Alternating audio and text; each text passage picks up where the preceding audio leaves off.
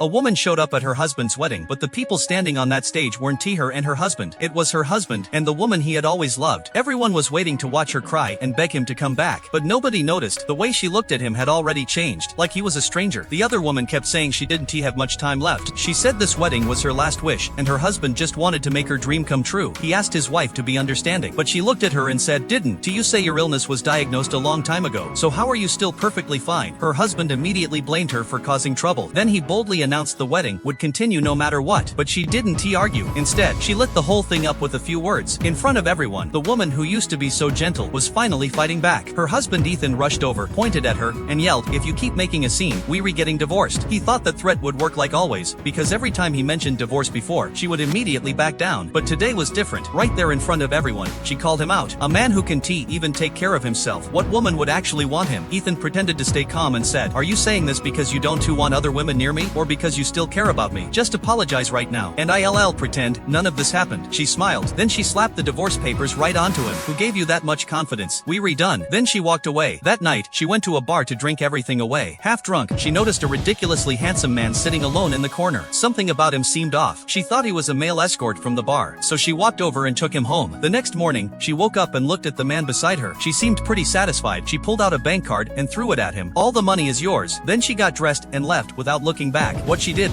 know was that the man she thought was a male escort was actually the richest man in the city, the CEO of the Shen Group. The man looked at the card, then checked the balance, $118. He went silent. Then he told his assistant to find out who this woman was, the woman who mistook him for a male escort, and only paid him $100. Meanwhile, she went back to the Duan family. Her mother-in-law and sister-in-law blocked the door. They yelled that she had embarrassed the entire family before she would be lowered her head and apologized, but not anymore. She made up a story. She said her father-in-law also had another woman he loved, and that even before he died, he wanted to be buried with her. Her mother-in-law was so angry, she ended up in the hospital. Then Ethan called. He ordered her to come home and cook for the entire family. She hung up immediately. "Either we get divorced, or you leave me alone." To finally move out, she decided to buy a house, and of all places, Ethan showed up at the exact same spot with the woman he loved. When he saw her, he laughed. "You, a housewife, you can afford a house." He thought she was only there to stop him from buying it. He said it was useless. Then Ethan demanded the sales agent reserve the $50 million mansion for him. He wanted to give it to his beloved woman, but the sales agent looked at Ethan and said, "Sorry sir, this house has already been paid for in full by this lady." Ethan's face changed instantly. He rushed over, grabbed her, and demanded she give up the house. Right then, the manager walked over, but not to help him, to kick him out. "You are not welcome here. Please leave." Ethan was about to explode when his phone rang. It was a business partner. They told him Shen Group had cancelled every deal with Duan Group. Hundreds of billions in contracts, gone overnight. The reason was simple. This house was arranged by Shen himself. Then Shen finally appeared. The woman looked at him. "Wait, aren't you the male escort from that night?" She pulled him aside. "5 million. I'll hire you for 3 months." He wanted to explain, but then she said, "If you don't agree, I'll find someone else." For some reason, he actually agreed. The richest man in the city was now her personal male escort, but Ethan still had no idea what was going on. He thought his wife was just throwing a tantrum. He believed once she calmed down, she would come back begging for him. He had no idea. The woman he thought could survive without him now had a luxury mansion and a male escort who was worth 100 times more than him, and none of it was even close to over.